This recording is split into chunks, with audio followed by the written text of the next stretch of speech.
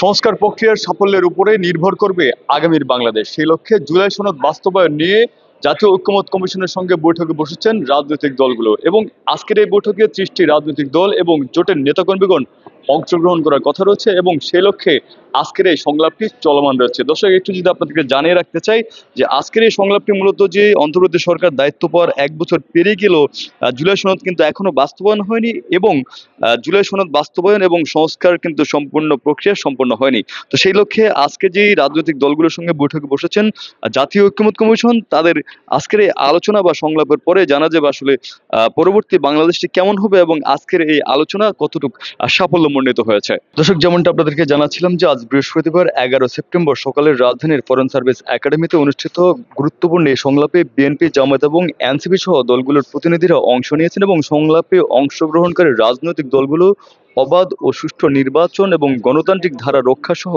নানান গুরুত্বপূর্ণ বিষয় নিয়ে মত বিনিময় করবেন বলে জানা গেছে।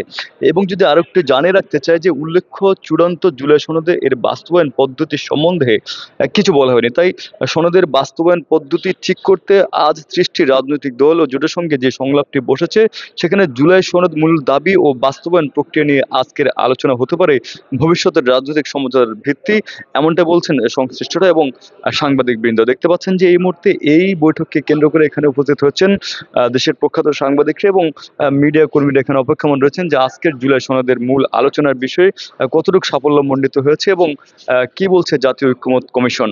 তো সেটি আপনাদেরকে জানানোর চেষ্টা করছিলাম। তো এই পর্যন্ত ছিল আজকের এই জাতীয় ঐক্যমত্য কমিশনের আজকের এই বৈঠকের সর্বশেষ। আরিফ, সকালবেলা, ঢাকা।